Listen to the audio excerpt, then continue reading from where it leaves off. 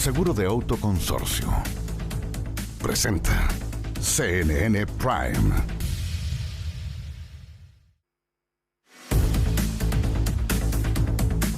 Hola, ¿qué tal? Muy bienvenidas, muy bienvenidos. Les damos la más cordial bienvenida a esta edición de día martes de CNN Prime por las pantallas de CNN Chile. Vamos a estar obviamente hablando de las palabras del presidente Gabriel Boric.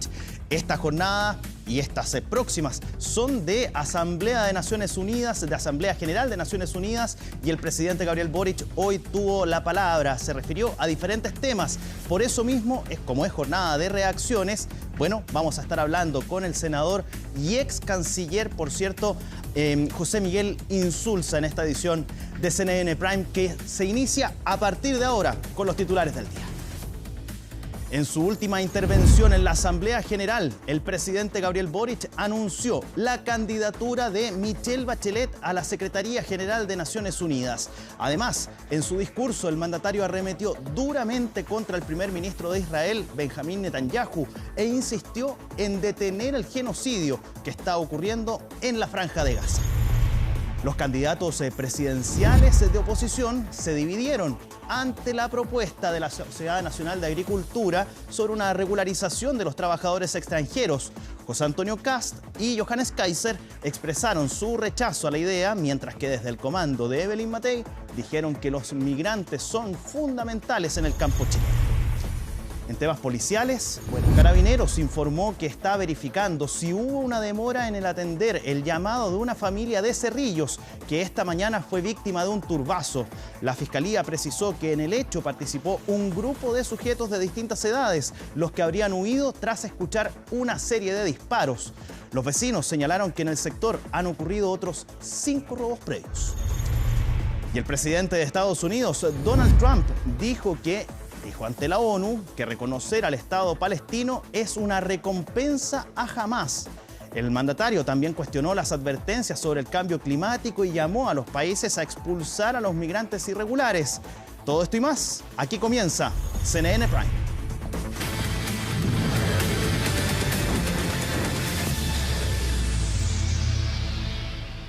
Y vamos a partir justamente con uno de los temas que mencionábamos en titulares. Un violento robo sufrió esta madrugada una familia de la comuna de Cerrillos a través del método denominado como turbazo. Un modus operandi reiterado según vecinos del sector, quienes lamentaron la tardía llegada de efectivos policiales. Los detalles en el informe que preparó Miguel Ángel Araya.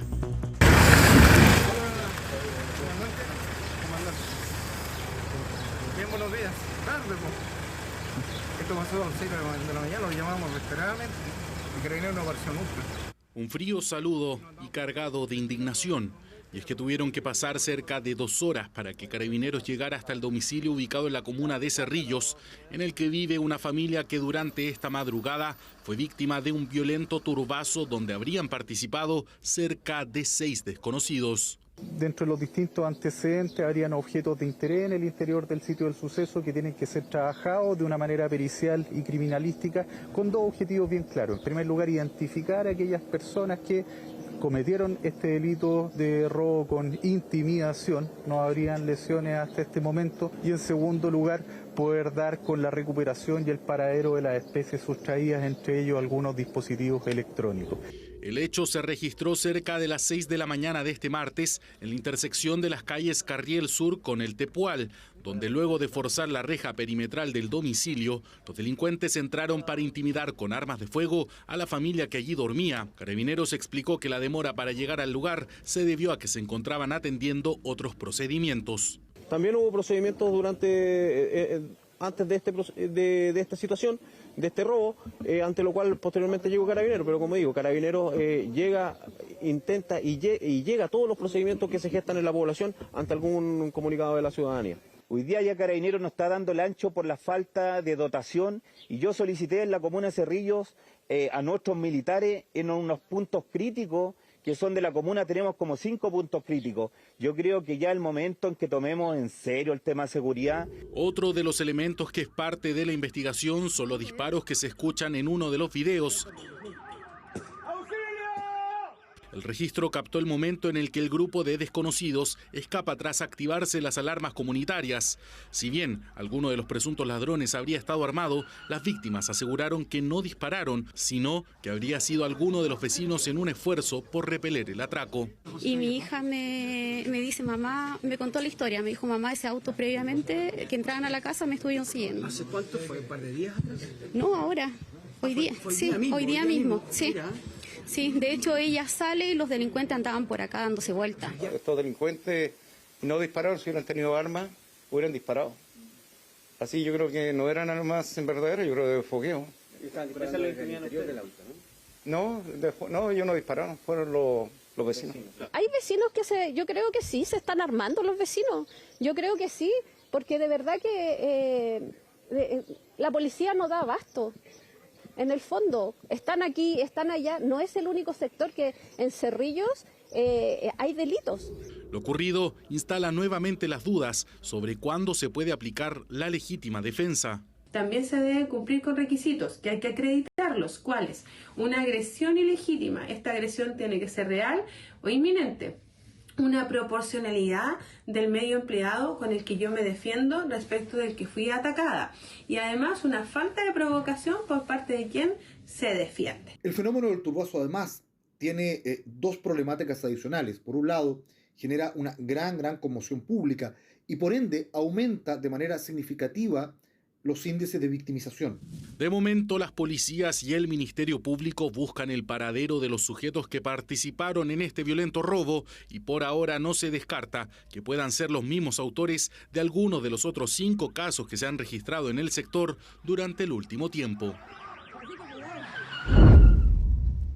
Bien, lo decíamos también al comienzo de CNN Prime, esta tarde el presidente Gabriel Boric realizó su último discurso ante la Organización de Naciones Unidas, donde oficializó la candidatura de la expresidenta de la República, Michelle Bachelet, a la Secretaría General de la ONU. Todos los detalles de esta jornada intensa, ya lo ven ustedes en pantalla, los tendremos con nuestro compañero que está justamente en Nueva York, en Estados Unidos, Ivo Goich. ¿Cómo estás, Ivo? ¿Cómo te va, Felipe, y a todos quienes ven CNN Prime? Los saludos desde Park Avenue, acá en Nueva York, en una jornada que ha sido muy intensa y muy noticiosa también para nuestro país. Bien lo decías, última intervención ante el plenario de Naciones Unidas como presidente de la República de Chile del mandatario Gabriel Boric. Fue su cuarto discurso, duró un poco más de 20 minutos, donde tocó temas, podríamos decir, Felipe, es un resumen de lo que han sido sus intervenciones en distintos foros internacionales. La diferencia, el énfasis, la fuerza, las críticas que realizó el presidente, algunas con nombre y apellido y otras que quedan para la interpretación, pero que no es muy difícil saber hacia dónde apuntaban. Una jornada desde donde muy temprano también, y desde hace meses y días, veníamos hablando de la posibilidad de concretar la candidatura de Michelle Bachelet Jeria, expresidenta de la República de nuestro país, a la Secretaría General de Naciones Unidas. El día de hoy por la mañana yo les contaba en CNN Radio que la expresidenta ya había comunicado su decisión, que era una que se esperaba desde el Palacio de la Moneda. Esto se trabajó largamente, no fue un trabajo sencillo, no fue un trabajo rápido. Acá se tomaron un tiempo necesario, se hicieron estudios efectivamente de cuánta agua había en esa piscina de una persona que no es cualquier persona acá en Naciones Unidas. Recordemos, alta comisionada para los derechos humanos, directora ejecutiva de ONU Mujeres. Ustedes pueden escuchar los ruidos acá efectivamente característicos de las calles neoyorquinas, entre algunos policías, ambulancias que pasan y el tráfico que hasta hace un rato era incesante. Felipe, te cuento, ahora ya ha comenzado a bajar un poco. Acá son las 7 de la tarde con 12 minutos. Te decía que el trabajo para levantar la candidatura por parte del gobierno de nuestro país de Michelle Bachelet no es algo que se dio de la noche a la mañana, se venía trabajando hace meses, hubo muchas reuniones en nuestro país, faltaba finalmente una decisión. Y esa decisión era la de la exmandataria Michelle Bachelet, una que en la mañana yo decía, les contaba, ya se las había comunicado a su círculo íntimo, lo que ya daba luces plenas de que durante estos días en Naciones Unidas íbamos a tener esta noticia, una que se confirmó finalmente el día de hoy. Se especuló mucho, Felipe, te cuento, acerca de cómo se iba a dar esta decisión y quién le iba a comunicar. En la mañana se decía que iba a ser la misma expresidenta Michelle Bachelet que él lo iba a comunicar previo al discurso del presidente Boric. Evidentemente se miden muchas cosas ahí. Este es el último discurso del mandatario nacional. Se podía haber opacado también por una noticia de esta envergadura, al menos en nuestro país y claramente también a nivel internacional. Así que quien lo hizo y quien dedicó buena parte de su discurso, intervención el día de hoy desde la Asamblea Plenaria de Naciones Unidas en su versión número 80 fue precisamente el presidente Boric ante la presencia de Michelle Bachelet, quien es miembro de la delegación chilena que acompaña al mandatario. Quiero que revisemos lo que ha sido una jornada muy emotiva para Michelle Bachelet, una jornada muy importante también para el gobierno de Chile, no exenta de críticas por la decisión que se toma, porque esta responsabilidad también la va a tener que asumir y tomar el próximo gobierno, y ahí hay un debate intenso que se está dando. Todo eso y más de lo que ha sido esta jornada, donde el gobierno promueve oficialmente a Michelle Bachelet como candidata a la Secretaría de Naciones Unidas, lo vamos a revisar en la nota que preparó nuestra compañera Macarena Román. Comenzó la última participación del presidente Gabriel Boric en la Asamblea General de Naciones Unidas. Todo con una invitada especial. La expresidenta Michelle Bachelet dijo presente en el evento que se realiza en Estados Unidos. El presidente va a apoyar a la presidenta Bachelet en su discurso. Y aunque el presidente no quiso adelantar nada, un miembro de la delegación que acompaña al mandatario sí habló antes de cualquier anuncio. Chile está presentando la candidatura a la expresidenta Bachelet. A pesar de que el senador se adelantó, ya era conocido que la asistencia de Bachelet al encuentro estaba lejos de ser casualidad. Anunciar desde aquí que Chile nominará a nuestra expresidenta Michelle Bachelet Jeria como candidata a la Secretaría General de Naciones Unidas. Una candidata a la Secretaría General que es conocida en las filas desde la organización. Fue directora ejecutiva de la ONU Mujeres y alta comisionada para los derechos humanos. Este es el tiempo de América Latina y el Caribe. Somos una región sin guerras, con una rica tradición diplomática, forjadora de consensos. Enfrentar el desequilibrio histórico de género en las Naciones Unidas, en donde nunca un secretario general ha sido mujer, es también un tema pendiente. Pero para llegar a ser nombrada, la exmandataria deberá pasar varias etapas. Una vez ratificada como candidata, su nombre, al igual que otros, será distribuido entre los Estados miembros. Luego habrán diálogos con los postulantes. Como siguiente paso, el Consejo General formulará una recomendación para que finalmente la Asamblea General nombre a quien fue seleccionado y pueda comenzar su mandato. Este era el momento para presentar la candidatura, porque también sabemos que informalmente están corriendo otras candidaturas y justamente varios países se han acercado a nosotros consultando cuándo se iba a presentar la candidatura. Durante lo que queda del año se deben presentar todos los nombres que buscan competir y durante el 2026 habría un pronunciamiento para asumir cuando el portugués António Guterres deje el cargo a fines del 2026. Con eso en consideración, el próximo presidente de Chile respaldará la candidatura. Pero cualquier expresidente o presidenta de Chile que quiera postular a algún cargo internacional, nosotros buscaremos la forma de apoyarlo sin entregar ni un peso de apoyo a dicha postulación. En este momento el que tiene que tomar las decisiones es el presidente. Él es presidente hasta el 10 de marzo, hasta el 11 de marzo. Y por lo tanto a él le corresponde señalar si la va a proponer o no. Yo me pronunciaré el 12 de marzo. Para Chile creo que sería un tremendo honor que pudiera encabezarlo una mujer como la expresidenta Bachelet, quien además tiene un liderazgo no solo nacional, sino que también mundial y una vocación democrática profunda y reconocida por todo el concierto internacional. La carrera por llegar al cargo no es fácil. Alicia Bárcena de México, Mia Motley de Barbados, la costarricense Rebeca Greenspan y el diplomático argentino Rafael Grossi son solo algunos de los que podrían competir. Y es claro que la presidenta Bachelet es una figura muy relevante de nuestro país, valorada tanto nacional como internacionalmente. La última palabra la tendrá la Asamblea General de la ONU a través de 193 miembros. Antes, eso sí, con un filtro del Consejo de Seguridad con 15 integrantes, 5 de ellos permanentes y con poder de veto, entre los cuales se encuentra China y Estados Unidos. Evidentemente, Felipe, es una noticia importante, tiene un peso relevante, no estamos hablando de cualquier figura, no solamente en nuestro país, sino que también a nivel internacional, como lo es la expresidenta Michelle Bachelet.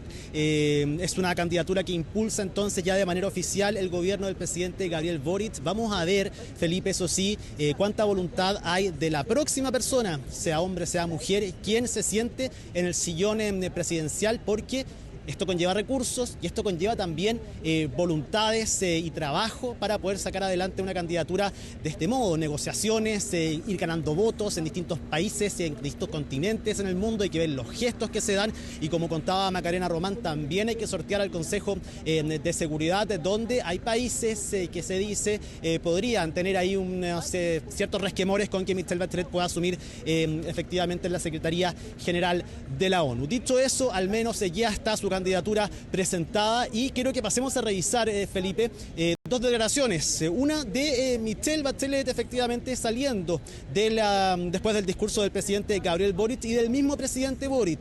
Ambas declaraciones dadas al interior del edificio de Naciones Unidas, una a un medio internacional y otra a un medio asociado ahí de Naciones Unidas, pero quiero que escuchemos las reacciones y las sensaciones después del mensaje entregado por el presidente de la República, Gabriel Boric. Es una mujer con una increíble trayectoria de vida, de trabajo, de compromiso por la unidad del mundo, por la paz, por el entendimiento.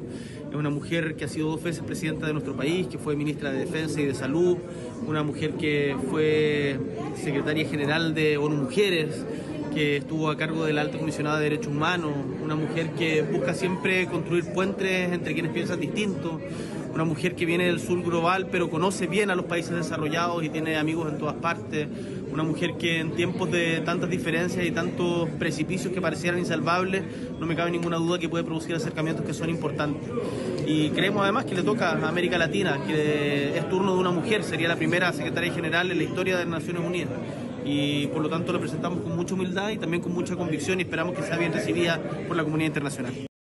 Es un honor para mí, conozco muy bien Naciones Unidas, he sido presidente del país y sin duda creo que Naciones Unidas ha jugado y va a seguir jugando un rol fundamental en un mundo de paz, un mundo donde todos vamos a tener una vida mejor. Así que mi compromiso es eso, pero ya hablaremos más adelante. Pero no solo eso dejó el discurso, Felipe, del presidente Gabriel Boric en su última intervención ante Naciones Unidas en este periodo presidencial. Yo te decía, remarcó ciertos mensajes que ha ido entregando de manera consecutiva en distintos foros internacionales, no solamente acá en Nueva York, sino donde le toca participar. Principalmente condenó la situación que sucede en Gaza, la que no dudó de tratar como un genocidio y como una crisis de la humanidad. Para el presidente Boric esta no es una crisis política, no es una crisis social, es una crisis de la humanidad. De hecho, en su discurso, que fue muy duro con las autoridades israelíes,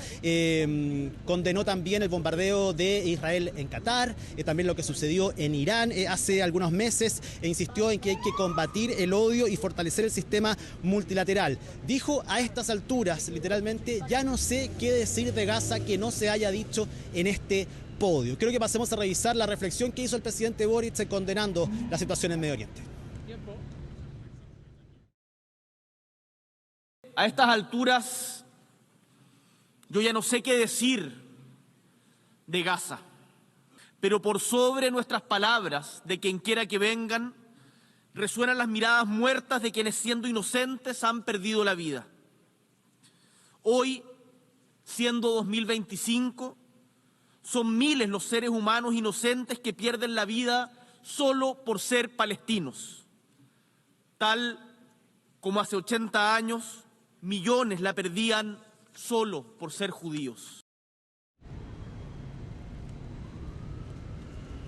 Y ahí, Felipe, parte de las palabras del presidente Boric, que también dedicó buena parte a eso. Podríamos hacer ahí una separación quizás de los principales temas de este hilo conductor del último discurso del presidente Boric ante Naciones Unidas, tratando temas internacionales. Lo de Gaza y lo de los conflictos a nivel internacional es una de las piedras angulares de todos los discursos. De hecho, podríamos decir que si existiese un temario para cada una de las autoridades que están acá, ese es un tema ineludible, independiente de la posición que puedan expresar en el podio de Naciones Unidas, pero lo es efectivamente.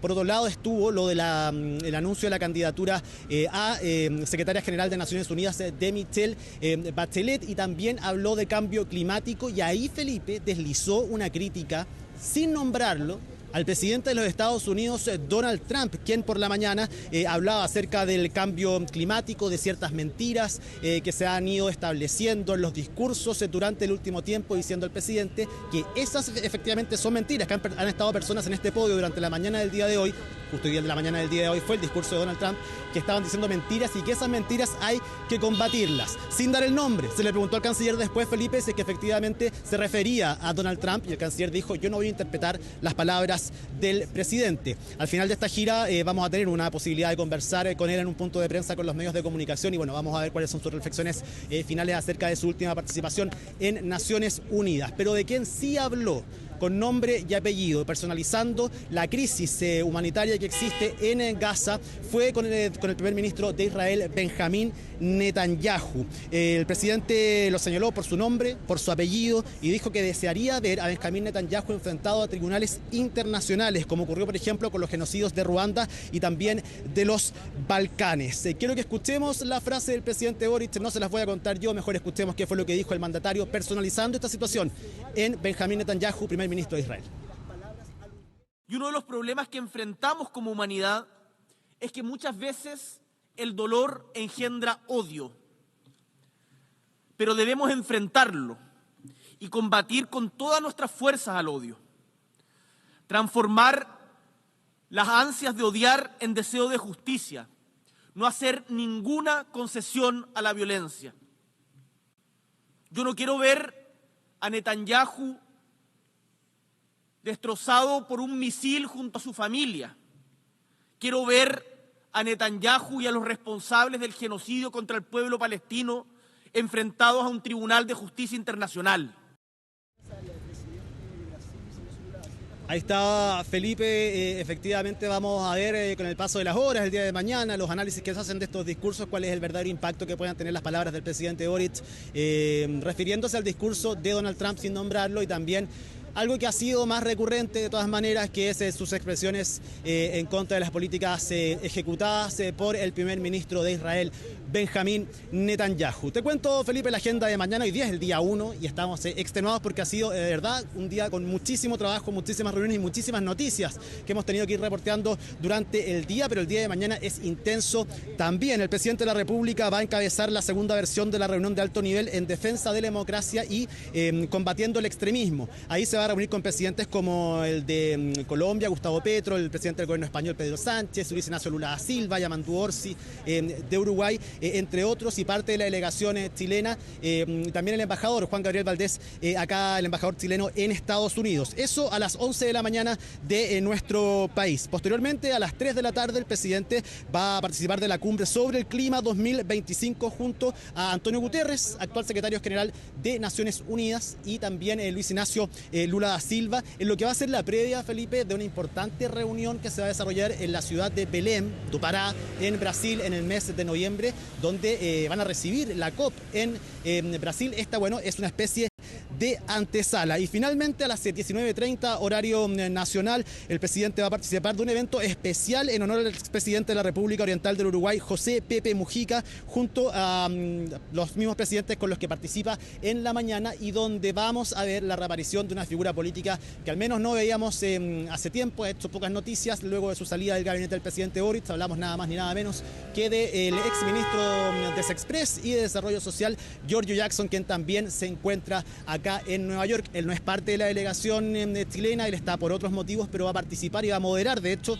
uno de los foros que se van a desarrollar en esta reunión por la tarde. Cabe decir que la reunión con Antonio Guterres va a estar también la expresidenta Michelle Bachelet como miembro de la delegación, así que va a ser una segunda jornada casi tan intensa como la primera. Absolutamente. Completísimo informe entonces, Ivo Goich. Vamos a estar justamente esperando tus despachos desde la jornada de mañana entonces para seguir el paso a paso del presidente Gabriel Boric y de toda la comitiva, incluyendo, tal como tú lo decías, a la expresidenta y ahora candidata a la Secretaría General de Naciones Unidas, Michelle Bachelet. Que estés muy bien, Ivo. Un abrazo, que estés muy bien por allá. Nos vemos. Chau, chau. Bien, ya ha llegado el momento de ir a la primera pausa en esta edición de CNN Prime. A la vuelta seguimos con informaciones y también con entrevistas. Recuerde, al ex canciller, hoy senador, José Miguel Insulza.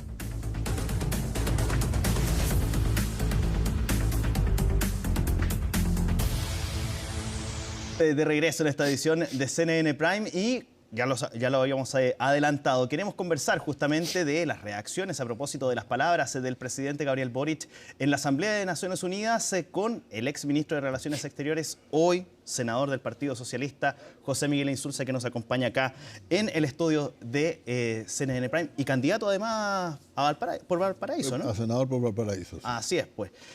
Bueno, senador, partamos de inmediato. ¿Le sorprendió que en el podio de Naciones Unidas el presidente Gabriel Boric haya anunciado una candidatura, la de la expresidenta Michelle Bachelet? Mire, a mí no me sorprendió en realidad, pero la verdad es que no es lo más... a veces se hace y a veces no. Ajá. A veces incluso en sus discursos anteriores, del año antes, el presidente proclama a alguien como candidato a secretario general. Recién en la OEA, por ejemplo, el presidente de Paraguay optó por la Asamblea General, que era en Paraguay, para proponer a su ministro de Relaciones Exteriores. Entonces, ahora, en ese sentido, no es frecuente, totalmente frecuente, porque el proceso es muy distinto. ¿Cuál es el proceso? El proceso, primero, se presentan candidatos, se anuncian candidatos. Y luego esos candidatos quedan registrados, y eso debería estar ocurriendo ya pronto, si bien entiendo que se ha atrasado un poco. Sí. Esto es la Secretaría General la que llamó a que se inscribieran candidatos, ¿no? Y después estos candidatos se presentan en la Asamblea General, que sigue funcionando. Mucha gente piensa que la Asamblea General dura 2 semanas, no, la Asamblea General funciona todo el año. Claro. Se presentan ahí, son interrogados por los países miembros. Eso es una medida que ocurre después. Luego se reúne el Consejo de Seguridad, y el Consejo de Seguridad vota. O sea, aprueba determinados candidatos, pero también puede decir que no quiere un candidato. Y esos son 5 países: Estados Unidos, Rusia, China, Francia e Inglaterra, o Gran Bretaña. Son los 5 que pueden decir, mire, no me gusta este candidato, y eso es lo que se llama el famoso veto. Poder de veto, claro. Y después se elige, la Asamblea General vota entre los que se han inscrito, están a disposición y no han sido vetados. Eso debería ocurrir en junio del próximo año. Ahora bien, viendo cómo fue el devenir del discurso, ¿fue prudente presentar la candidatura ahora, considerando que sin mencionar a Donald Trump, el presidente Gabriel Boric hizo una crítica prácticamente directa a el mandatario estadounidense, esbozó también una crítica al presidente Putin por la guerra en Ucrania? Sí. ¿Fue prudente? Mire, yo creo que las posiciones de Chile sobre esta materia son conocidas, por lo tanto me parecería raro que alguien dijera, yo no sabía que pensaba esto sobre Ucrania, fíjate, no tenía idea que iban a hablar sobre esto. Y la verdad es que fue bien prudente, el presidente lo dijo de manera bastante suave, ¿no? Incluso lo de Netanyahu, que era una crítica lo más difícil. Es una crítica de todas maneras. Pero se ha hecho muchas veces, o sea, no es una cosa que esté ocurriendo recién. Además, bueno, en realidad no olvidemos que es muy probable que el voto de Naciones Unidas se produzca en junio del próximo año. Ajá. O sea, cuando ya esté en marcha, hace 3 meses el gobierno que va a seguir. Sí. Por lo tanto, el que está presentando a la presidenta Bachelet es Chile, representado por quien dirige la política exterior, que es el presidente de la República. Exactamente. Pero como digo, yo considero que el presidente fue particularmente prudente, incluso en las críticas que hizo a algunos países, ¿no?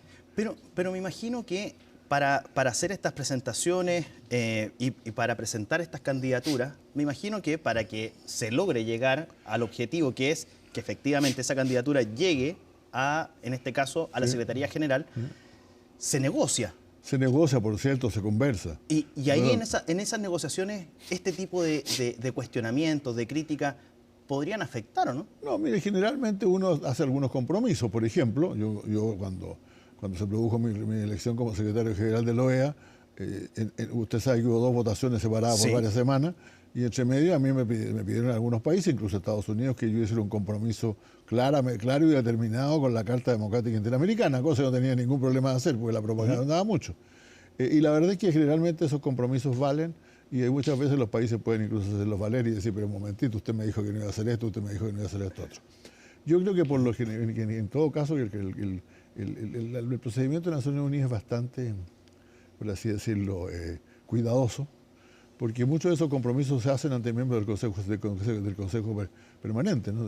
A los miembros permanentes del Consejo de Seguridad, perdón. Claro. Y naturalmente esos países tienen la posibilidad de cobrar sus compromisos vetando resoluciones, ¿no? Y en el ámbito de esas conversaciones, y quiero volver al tema de las críticas, porque no solamente el tema del discurso hoy día esbozó las críticas. El presidente Gabriel Boric ha sido un cuestionador constante de Donald Trump y de las políticas del gobierno de Estados Unidos. Tal vez... También del gobierno de Rusia, eso sí, por supuesto. Que también es miembro permanente, por eso. Exactamente. Entonces, ya hay 2 votos que podrían perfectamente acudir al veto. Sí, al veto. Mire, es que la verdad es que los vetos han sido re pocos, ¿no? Claro. O sea, yo recuerdo uno, francamente, que fue un voto bastante especial porque se reelegía, o se quería reelegir el secretario general, el señor Boutros Ghali, egipcio. Y 4 de los miembros permanentes pidieron que hubiera voto para hacer que Estados Unidos dijera claramente que estaba vetando, o sea, no fue vetado por el Consejo. Boutros Ghali perdió por 1-14, o sea, los otros 14 miembros del Consejo de Seguridad votaron por él y Estados Unidos lo vetó. Entonces, es el único caso que yo conozco. Entonces, ¿en qué pie queda la candidatura de Michelle Bachelet? No, si hay estas dos... Los otros candidatos, está bastante claro, bastante definitivo, yo creo, que va a ser este año un latinoamericano. Ya lo fue la vez anterior, ¿no? Y lo quedaron debiendo, por así decirlo. Y hay un cierto reconocimiento de eso, tocaba latinoamericano, se nombró al secretario general actual, que es portugués, pero quedó para esta vez que iba a ser latinoamericano. Por lo tanto, el menú es de latinoamericanas, porque muchos países creen que es el momento de que sea la primera mujer. Claro. Y yo creo que mujeres en realidad no hay muchas, ¿no? Hay muchas mujeres, por cierto, sí, pero no hay muchas candidatas con posibilidades. Hay una candidata interesante del Caribe, por cierto, pero no. Difícil que ya habiendo un caribeño en la OEA vaya a haber un caribeño en Naciones Unidas también. Y yo diría, si usted me pide una adivinanza, yo diría que los candidatos posibles son la presidenta Bachelet, con bastante más pedigrí, por así decirlo, porque ha sido presidenta de su país, y la actual secretaria de la UNCTAD, la señora Rebeca Greenspan, probablemente, que también ha sido mencionada muy sustantivamente, costarricense. Y porque además tiene dentro de su currículum la expresidenta Bachelet varios cargos nacionales. Ella empezó ONU Mujeres. Claro. ONU Mujeres comenzó con ella fusionando 5 organismos de la organización que ya estaban. Y también después fue la encargada de derechos humanos, que probablemente fue la pega más dura de todas, ¿no? Porque la convención, Estados Unidos ahora último ha vetado, Estados Unidos se salió de la Comisión de Naciones de Derechos Humanos, ¿no? Exactamente. Ahora, además de salirse de la Organización Panamericana, la Organización Mundial de la Salud y de la UNESCO, ¿no? Claro. O sea, no es menor también las palabras que emitió Donald Trump. Bueno, el discurso de Trump daría para otro programa. Para otro programa y largo programa, de hecho. Ahora bien, dentro de eso mismo, senador, ¿qué le parecen a usted? Usted fue ex canciller también. ¿Qué le parece que candidatos presidenciales se hayan ya posicionado respecto de, incluso antes de que se mencionara la candidatura oficialmente de Michelle Bachelet, ya se posicionaron respecto de la candidatura misma? Bueno, poco frecuente, pero a mí me pareció, le confieso que más allá que es poco frecuente, yo me sentí muy contento de ver a Manuel José Sandón, presidente del Senado ahí, y también las palabras de José Antonio Cast, que fue muy claro, dijo que realmente... yo creo que lo de Cast es hasta más, lo de esos dos es revelador, porque de alguna manera lo que están diciendo es, mire, esta tendría que ser una candidatura de país. Entonces no solamente que ganamos nosotros los socialistas, sino que es una candidatura de país y eso que requiere también una conversación de la candidata y del gobierno al menos con los 3 candidatos que van más cerca de ganar, ¿no? Que son Kast, Matei y Jara, desde luego, ¿no? ¿Le llamó la atención quizás digámoslo así, un cierto silencio de Evelyn Matei respecto al tema? Mire, yo no lo entendí muy bien porque hay cosas en las cuales yo estoy de acuerdo. Yo si alguien dice, mire, tengo dudas por tales o cuales razones, ya tuvo dudas. Pero decir, mire, no es un problema importante para el país, no, claro, salvo que Chile no va a tener nunca más un secretario general, pero claro. Para eso no creo que hayamos a tener más, sinceramente, lo digo. No creo que haya muchos países que hayan presentado 2 candidaturas, por lo menos en un periodo más o menos largo. Porque se hablaba... Hasta ayer se hablaba que esto era una especie de maniobra política para un poco desestabilizar a las candidaturas de la oposición. ¿Usted lo ve así? Bueno, mire, yo quiero ser justo y autocitarme, ¿no? En el mes de marzo de este año yo escribí un artículo en el Líbero que se titula algo así como la mejor candidatura para las Naciones Unidas, Michelle Bachelet. Así que esto viene de bastante antes de elecciones y otras cosas, ¿no? ¿Le pasó el dato entonces al presidente Boric? No, lo argumenté. En realidad no me hablaron mucho, pero gracias a eso me enteré que la embajadora de Naciones Unidas, como corresponde, estaba haciendo las preguntas necesarias para saber si esto se podía madurar o no. Porque yo creo que a ella le corresponde una parte del mérito, ¿no? Ya estaba todo. Yo diría que no había nadie en esa asamblea que no sabía que se iba a proclamar a Michelle Bachelet hoy en la mañana.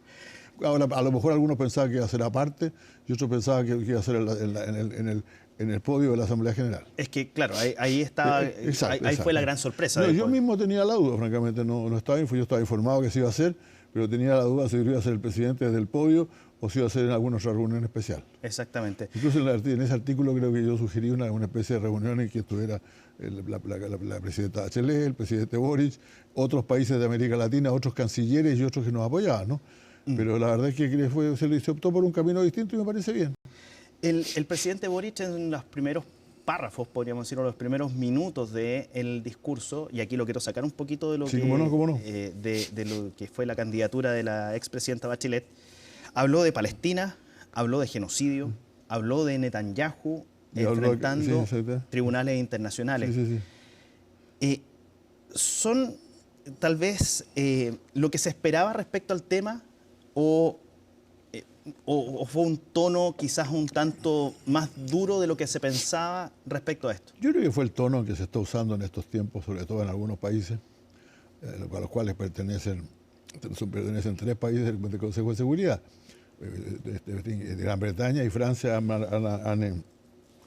han declarado en los últimos días, y bueno, Rusia desde luego, han declarado en los últimos días que debe haber un cese al fuego sin límite y terminar, y 2 estados palestinos. Entonces, sabiendo que el gran tema de Netanyahu desde siempre, en toda su vida política, todo el tema ha sido no a los 2 estados, era claramente una alusión que se esperaba. Me parecería raro que en estas circunstancias, más aún, en el podio de la Asamblea General, el presidente Boric hubiera dicho algo distinto de la necesidad de 2 estados y de que, ahora, respecto al, el tema del genocidio es un poquito más complicado.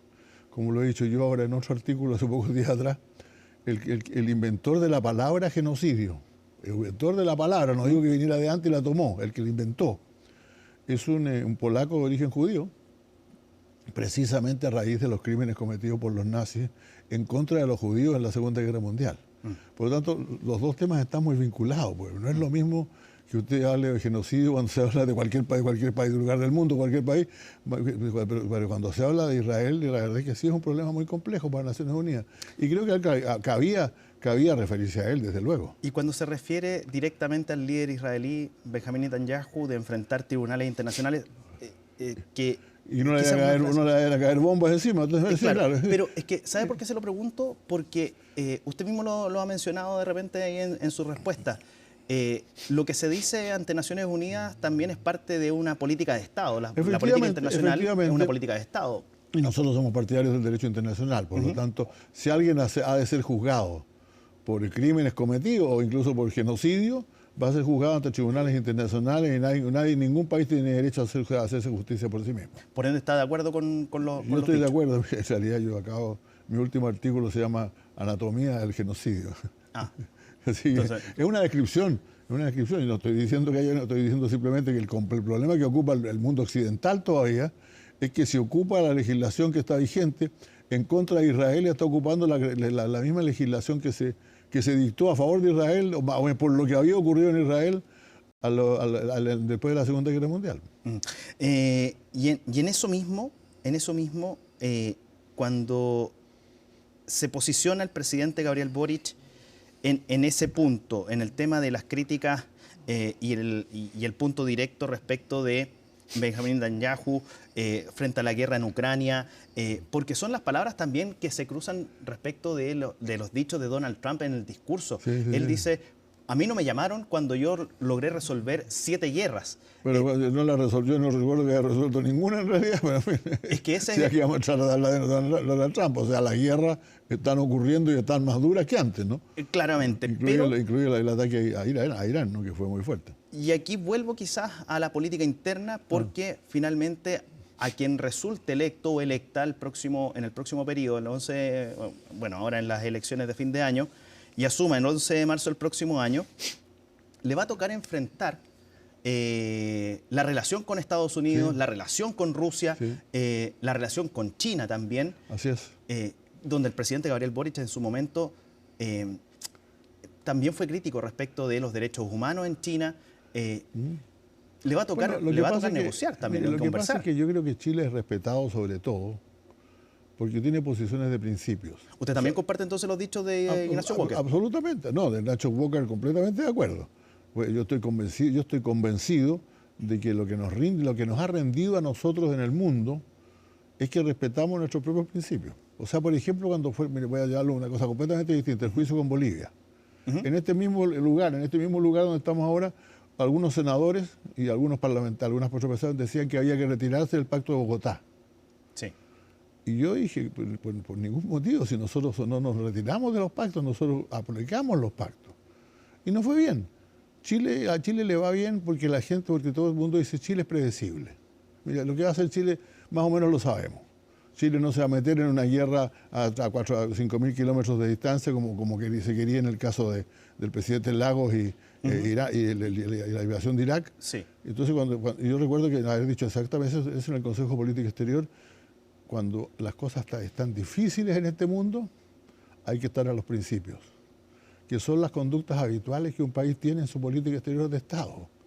Entonces, nosotros por eso tenemos que ser siempre muy cuidadosos con los temas que seleccionamos, pero al mismo tiempo nunca dejar de pronunciarnos sobre aquellos temas en que a nuestro juicio están en juego nuestros principios. Yo no estoy pidiendo, por ejemplo, yo soy más por ejemplo, el tema de que un país sea democrático. No le voy a pedir a algunos países que quedan a 7.000 kilómetros de distancia de Chile o a 10.000 que sean democráticos, y si no rompo con ellos, no, pero sí le puedo pedir a los países con los cuales firmé un acuerdo sobre la democracia, de la Carta Democrática Interamericana, que son los países de nuestra región, que mantengan la democracia. Pero en el caso, por ejemplo, de Estados Unidos, de China, son socios comerciales directamente. Claro que sí, pero nosotros no... Mire, a mí me da un poco de risa cuando se habla de estas cosas. No, que tenemos que exigirle a China que sea más democrático. Tienen 4.000 años de gobierno. Sí, estamos de acuerdo. Los años de gobierno, los títulos habrán cambiado, pero los años de gobierno están ahí desde siempre. Pues entonces nosotros no vamos a ir a decirle, mira, China, tú tienes que respetar las formas de gobierno, tienes que dejar de respetar las formas de gobierno que ha tenido hace 5.000 años. Por ende, esa pelea, no se da. Esos dichos en su momento del presidente Boric, no hoy día, porque no los nombra, sino que antes. Yo no estoy, probablemente sería el joven diputado Gabriel Boric que lo hizo, pero la verdad es que si es que lo hizo. Pero yo creo que nosotros no tenemos por qué exigirle a países que son culturas enteramente distintas a las nuestras, que respeten nuestros principios y queremos tener relaciones con todos ellos. Nosotros queremos tener relaciones con todos. Es otro de los principios de nuestra política exterior, queremos tener relaciones con todos ellos. Con Venezuela no rompimos nosotros, Venezuela rompió con nosotros. Y esa debe ser una política también nuestra, Porque de lo contrario, los principios también sirven, no son puras cosas etéreas del aire, sino son los mecanismos, los modos que Chile tiene de apearse adecuadamente a las relaciones internacionales. Por ende, la pegadura la va a tener el canciller Van Claren, entonces. Perdona, pero sí, Alberto es un gran canciller. Ahora él escoge las batallas con mucha claridad y yo creo que no se va a meter no se ha caracterizado por meterse en muchos líos en su vida, ¿no? Sí. Bueno, ¿lo puedo cambiar de tema? ¿Lo sí, puedo traer bueno, a la política chilena? Por cierto, con mucho gusto. ¿Qué le pasa a usted cuando avanza y avanza los días y todavía desde el comando de la candidata de su sector todavía no hay programa? Bueno, está trampado, yo creo, al parecer, mire, yo creo que hay un tema que en el fondo más que un acto del anterior, los cambios de los programas de política exterior. Efectivamente es raro que en algunos aspectos se opte por no tener programa. Ahora, yo respecto de mi tema, que siempre ha sido más que nada la política exterior, yo lo encuentro lamentable porque la verdad es que el mundo entero cambió en 1988 cuando se cayó el muro de Berlín y no podemos seguir siendo las mismas consignas que teníamos en torno al muro de Berlín. O sea, la Unión Soviética desapareció. Y que un país haya sido pro-soviético o no pro-soviético no significa nada. Entonces, a mí me preocupa realmente que no haya una claridad en materia de política exterior, en favor de las posiciones que ha estado planteando últimamente el presidente de Chile. ¿Usted se refiere puntualmente a Venezuela, a Cuba? Sí, por cierto. ¿A China? A China. Yo a Cuba tengo una cierta diferencia porque creo que el drama de Cuba lo armó fundamentalmente Estados Unidos con la política que adoptó respecto de Cuba, del bloqueo. Y la mejor prueba es que Barack Obama obtuvo en los últimos 3 años de su gobierno mucho más progreso en materia de Cuba que lo que habían obtenido todos los países anteriores, sobre la base de buscar algún entendimiento con Cuba. Pero creo que hay temas como Nicaragua, hay temas como los temas que ocurren en el África. Hay una cantidad enorme de guerras que están en marcha hoy día y nosotros tenemos que ocuparnos de ellas, pero al mismo tiempo, cuando nos ocupamos de ellas, asegurarnos que el sistema internacional siga funcionando. Y yo creo que es el principal problema para mí, el actual del sistema internacional, es que el país que lo creó, ya no le gusta. Pero, ese es el tema, por eso que el tema de Estados Unidos es tan importante, ¿no?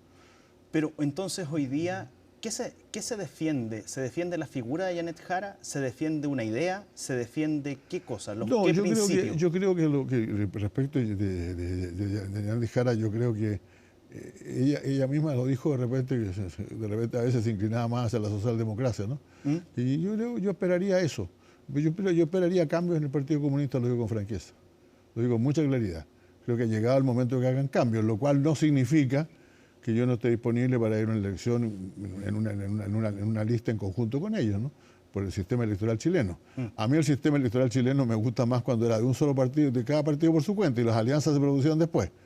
Pero hoy día, desde el año 73, nosotros tenemos un sistema de alianzas y de grupos y de coaliciones que ciertamente nos obliga a buscar acuerdos para las elecciones. Sobre todo desde la práctica de desaparición de la concertación, ¿no? Le reitero la pregunta, entonces. No hay programa. Se defiende... No hay programa en algunos aspectos. Y efectivamente usted tiene razón. En algunos temas económicos al menos no hay una resolución clara. En las candidaturas siempre se compara. Claro. Si yo voy, por ejemplo, donde José Antonio Kast, yo sé que está el programa. Le guste o no le guste, pero está. Claro. Uno va donde el comando de Belín Matei, está También, el programa. son 4 candidaturas, usted las podría nombrar las 4 o hasta 5. Y tienen. Exacto. Pero aquí no hay. No, porque se optó por el camino de la coalición, más que optar por el camino de cada uno por su cuenta. ¿Y ahí se siente cómodo usted? Mire, yo creo que sí, finalmente es lo que ha ocurrido. Pero yo no habría sido contrario a que me dijeran, mira, hay las listas parlamentarias, por ejemplo, cada partido por su cuenta. Como era antes, pues si la gente se pregunta, oye, ¿y cómo fue elegido un determinado candidato? Bueno, el presidente Allende fue elegido por todos los partidos, que conformaban la Unidad Popular. Pero los parlamentarios fueron elegidos cada uno por su partido. A veces aliados, a veces de acuerdo, ya comenzaban a prosperar las coaliciones, pero todavía cada partido tenía su identidad. Y lo que yo creo que cada partido tenga su identidad es necesario para el funcionamiento de una democracia. Estamos a prácticamente 7 días de que se termine en septiembre. ¿Cuál es la fecha idónea para presentar el programa, usted cree? Yo hubiera esperado verlo ya, yo esperaría verlo, reconociendo incluso las diferencias que existen. Es mejor tener un programa reconociendo las diferencias que existen que tratar de no tener un programa de gobierno. ¿Se han demorado mucho entonces? Yo creo que sí, se ha demorado bastante. Ahora, un programa de gobierno, repito, no tiene que ser completo. Por ejemplo, en temas éticos, nadie pide que todos sean partidarios del genocidio, todos sean partidarios del aborto, es una cosa ya lograda. En temas económicos, por lo menos, y temas internacionales, me gustaría ver un programa más claro. Perfecto, pues senador José Miguel Insulza, muchísimas gracias por haber venido acá a CNN Prime. A usted muchas gracias. Y nosotros vamos a seguir avanzando en las noticias, pues, porque controversia generó el llamado del presidente de la Sociedad Nacional de Agricultura, Antonio Walker, para regularizar a migrantes ante la falta de mano de obra en el sector. Una propuesta que obviamente generó reacciones y dividió a los candidatos, sobre todo los presidenciales, en la oposición. En su nota, Colomba Eijols nos entrega todos los detalles.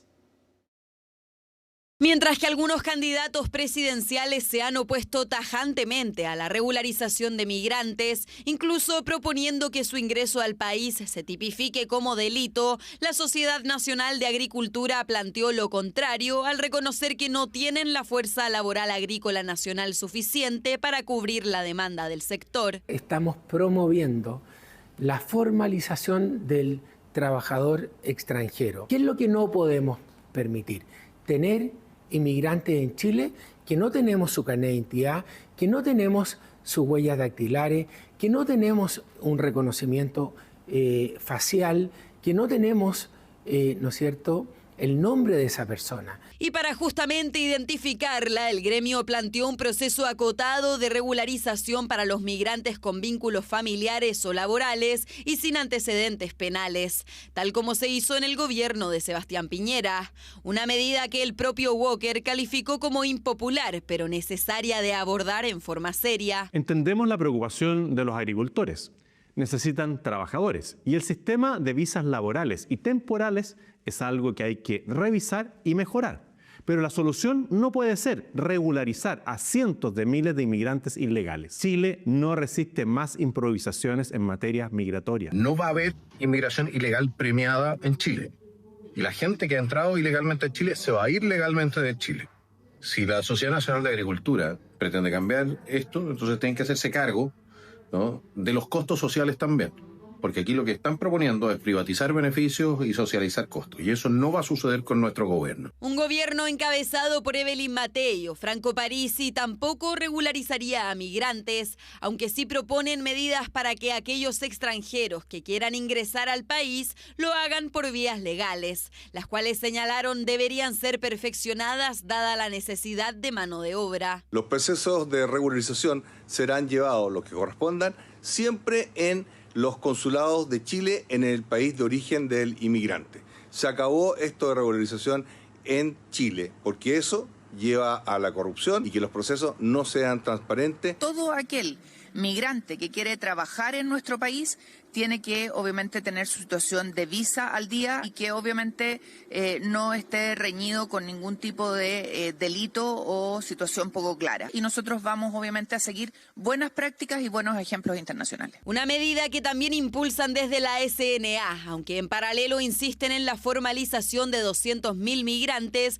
que podrían ser un aporte para el país. Según explicaron, el sector enfrentará una cosecha de cerezas de 140 millones de cajas, que requerirá la participación de 350.000 personas. Si empezamos a regularizar simplemente porque nos falta mano de obra, lo que vamos a hacer es un efecto llamada, obviamente.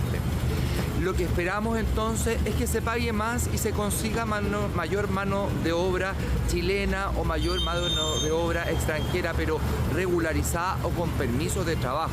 Hemos conocido casos en nuestro país de empresas que por abaratar costos se aprovechan de la necesidad de estas familias migrantes que tienen que aceptar sueldos, condiciones y situaciones indignas por necesidad. La Sociedad Nacional de Agricultura tiene todo el derecho a decir lo que necesitan, pero les pedimos que asuman el compromiso de que contribuyan de manera ética política. Sector que además planteó que la regularización también busca abordar un tema humanitario y que debe ser enfocado en las personas que puedan ser un aporte para el país y su economía. Ponga atención a lo siguiente. La Cámara Nacional de Comercio dio a conocer los resultados de una nueva encuesta de victimización. Un estudio que muestra que 6 de cada 10 locales sufrieron algún delito durante el primer semestre de este año. María Luisa Carrión nos cuenta más en el siguiente informe. La seguridad aquí la hacemos nosotros.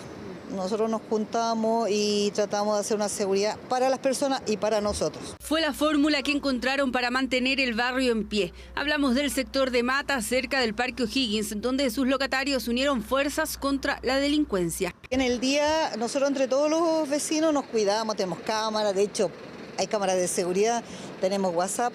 Pero en el día realmente no hay como un problema de delincuencia acá, es la noche. Es ahí cuando alguno de estos locales con décadas de historia ha sido víctima de algún tipo de delito. No, es poca la seguridad. En la esquina tenemos local nosotros también y 4 veces nos han reventado los candados. Entonces hemos tenido que buscar la manera de asegurarnos porque de otra manera no se puede. Que vengan a comprarlo porque eso es lo que nosotros, todo centro comercial necesita. Gente que venga, ¿verdad? Entonces nosotros eso necesitamos, que venga gente, que tenga confianza. Confianza para recuperar las ventas que han perdido. El problema de la seguridad en el comercio es un tema generalizado a lo largo del país y que se ha mantenido, lamentablemente, en el tiempo. La última encuesta de victimización no hace más que reafirmar esta realidad. Más del 60% de los participantes dice haber sido víctima de algún delito durante el primer semestre de este año, 6 de cada 10 entrevistados. Las cosas que preocupan para mal sería Valparaíso, con un 71% de locales víctimas de delito. Creo que también es muy preocupante el alza en la revictimización. Tenemos una media de 7,7% de veces que fui víctima durante el periodo, sacando hurto y hurto hormiga. Entonces estamos hablando de delitos de mayor connotación que son víctimas muchas veces durante el periodo y eso creo que preocupa mucho.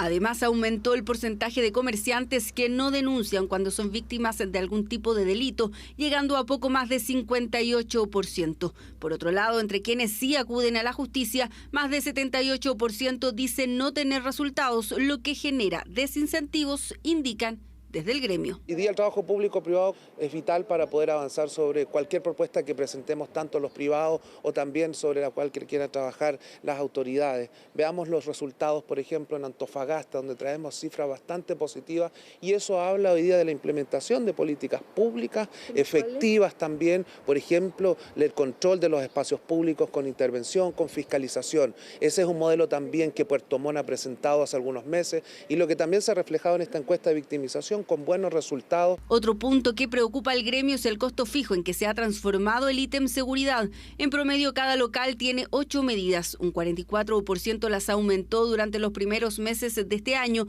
y más del 70% tiene gastos mensuales en esta área. La seguridad se transformó en un gasto fijo importante para el comercio formal. Guardias, cámaras de seguridad, cierres reforzados y muchas otras medidas que hoy son parte del presupuesto mensual.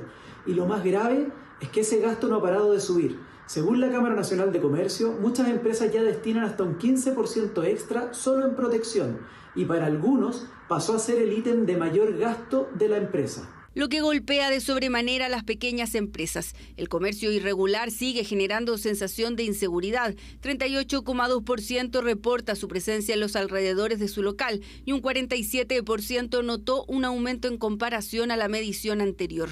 Nuevo reporte de la Cámara Nacional de Comercio que concluye, entre otros temas, que la inseguridad se ha transformado en un costo estructural para el rubro. Casi 300.000 despidos bajo la causal necesidades de la empresa se registraron entre enero y julio. Este último fue un mes crítico, ya que subieron 18% anual las desvinculaciones. Natalia Muñoz nos cuenta por qué sucedió todo esto.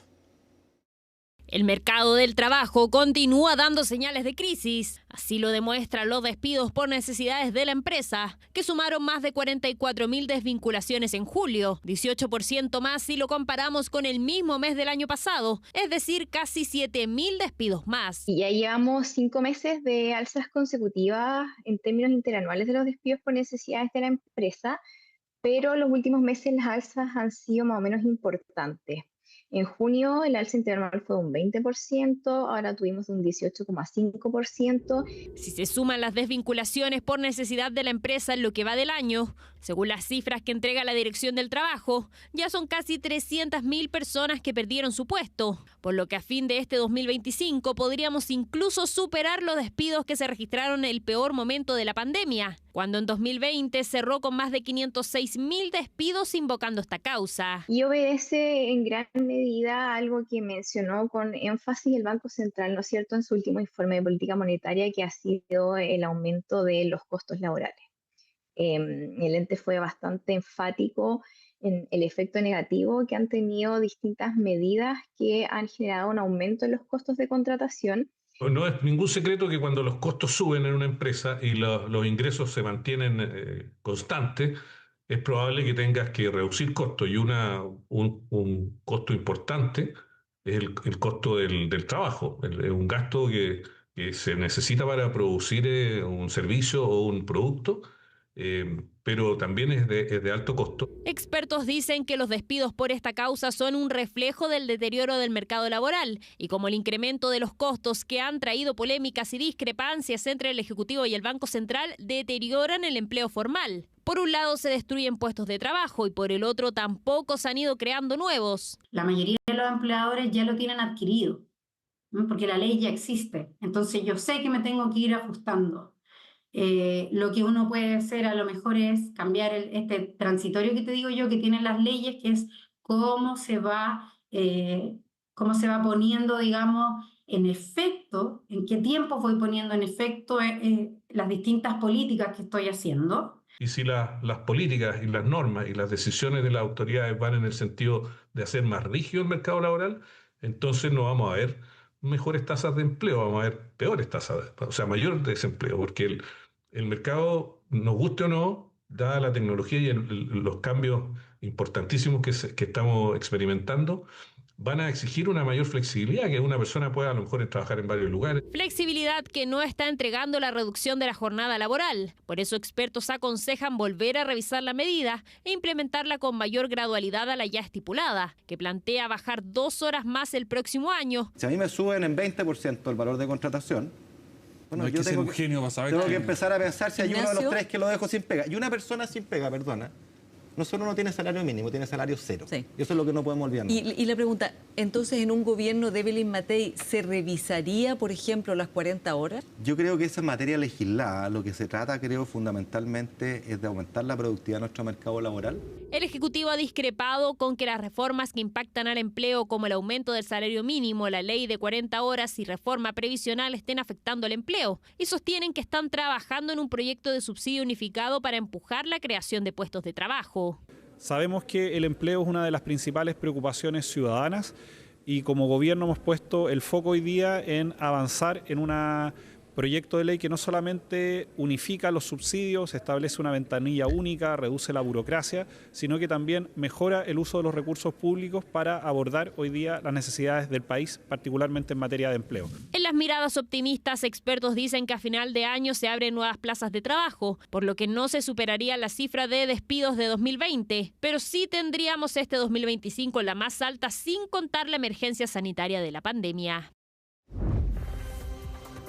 Muy buenas noches, soy Alicia Contreras y comenzamos la conexión global en CNN Prime. Hacemos la conexión rápidamente con Nueva York porque ahí se están reuniendo los líderes mundiales en la Asamblea General de la ONU. Ya vieron un repaso de lo que ha sido la invitación al presidente Gabriel Boric en esta asamblea, pero también distintos líderes hablaron hoy ante la conferencia de prensa, y uno de los temas que está tomándose el debate es el reconocimiento a un Estado palestino. Distintos países ya lo han reconocido. Ayer lo hizo Francia, Luxemburgo, el fin de semana también lo hizo Reino Unido, Australia, Portugal y Canadá. Y si bien estos países apuntan entonces a esta solución de 2 estados para terminar con la guerra en Gaza, tanto Israel como Estados Unidos aseguran que este reconocimiento a un Estado palestino es más bien una recompensa a Hamás.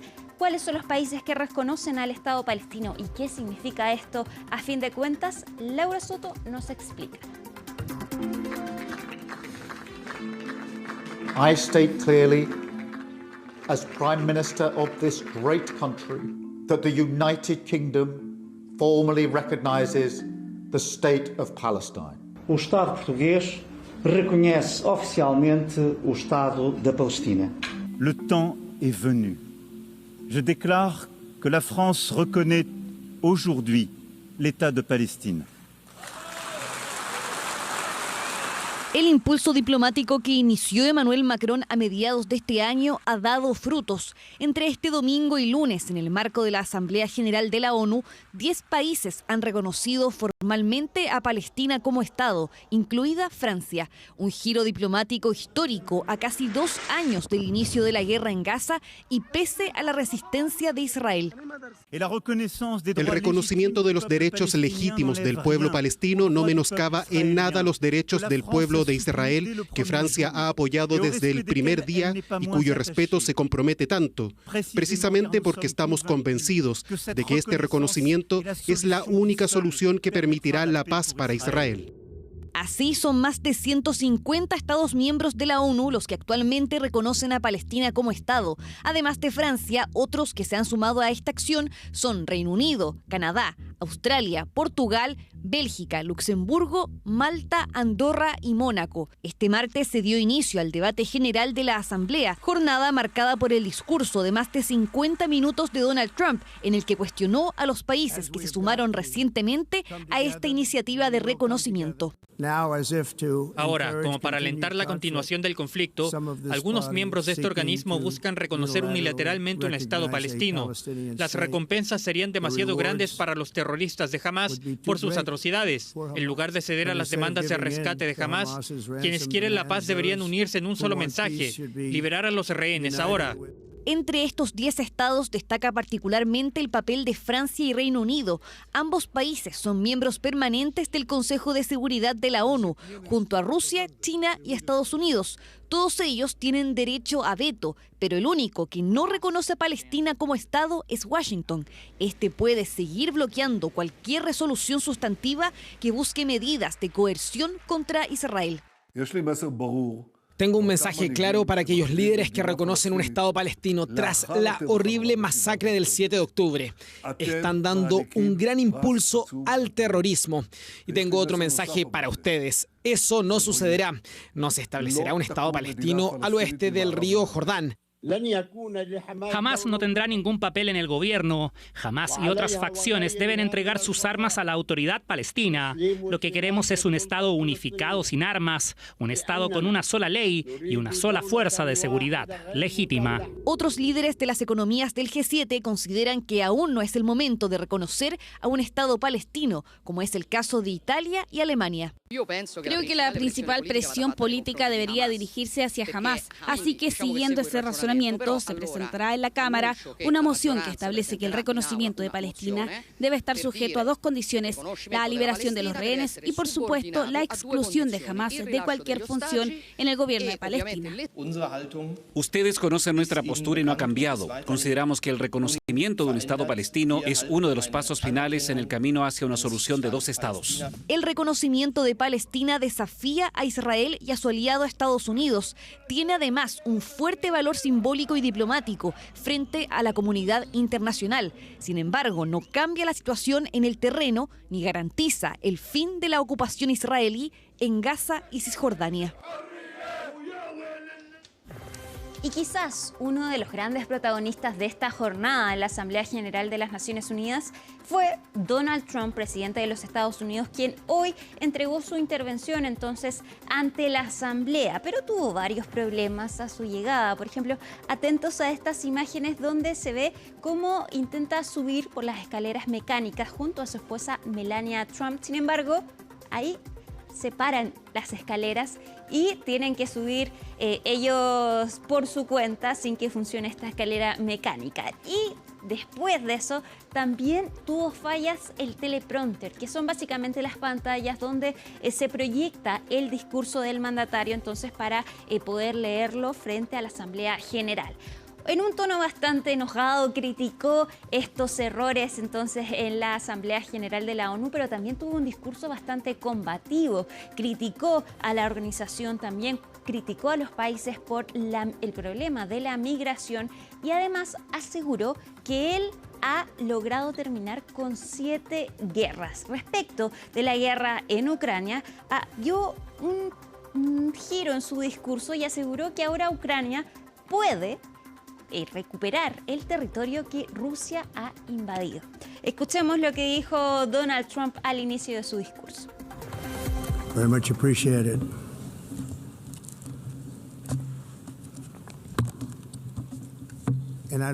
No me importa hacer este discurso sin teleprompter, porque el teleprompter no está funcionando. Me siento muy feliz de estar aquí con ustedes, a pesar de esto, y la forma en la que hablan desde el corazón. Solo puedo decir que quien quiera que opera esto está en grandes problemas. Bueno, ¿y quién opera el teleprompter? La misma Casa Blanca. Otro discurso importante fue el de Luis Ignacio Lula da Silva, presidente de Brasil. Él fue quien abrió la ronda de las intervenciones ante la Asamblea General de la ONU. Ahí tocó distintos temas y también apuntó sus dardos a Estados Unidos sin mencionarlo. No hay que olvidar que Estados Unidos y Brasil están en un momento tenso debido a los aranceles que impuso Donald Trump a Brasil debido al juicio en contra de Jair Bolsonaro, quien finalmente fue declarado culpable de un intento de golpe de Estado en el país. Ahí entonces Luis Ignacio Lula da Silva dijo que quien ataque el poder judicial de un país es completamente inaceptable, entonces esa acción. Pero después, al parecer, se encontró con Donald Trump en los pasillos y fue el mismo presidente estadounidense quien aseguró que hay una química importante entre ambos mandatarios y dijo que se van a reunir la próxima semana. Escuchemos lo que dijo Luis Ignacio Lula da Silva. No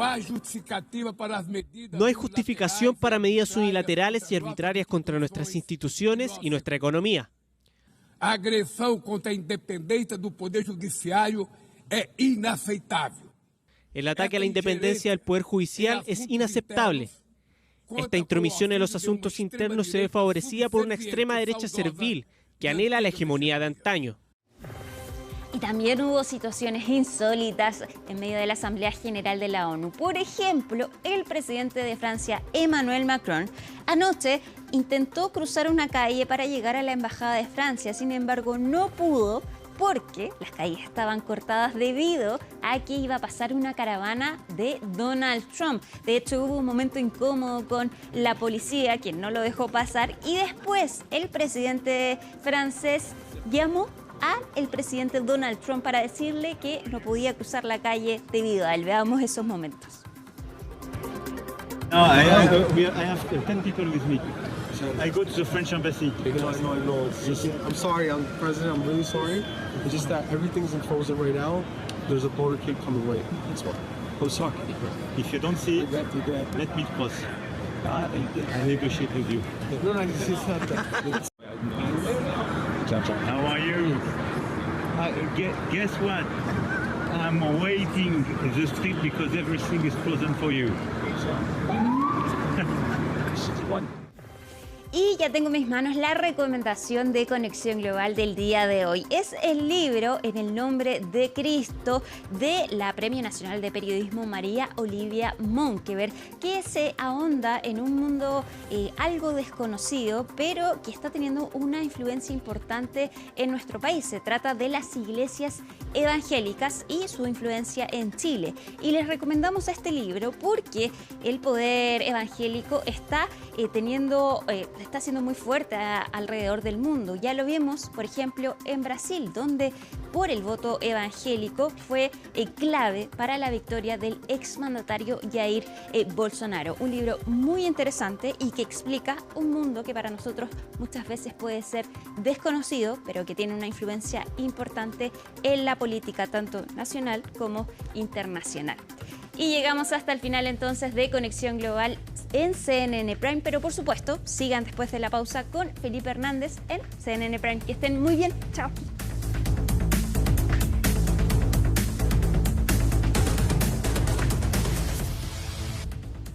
Bien, hemos llegado al término de esta edición de CNN Prime. Quédese en la sintonía de nuestro canal, viene CNN Tiempo y por supuesto siempre van a haber noticias que llevar hasta sus pantallas.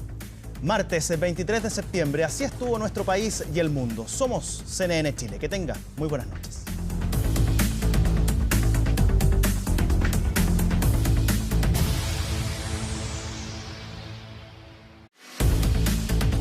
Seguro de Auto Consorcio presentó CNN Prime.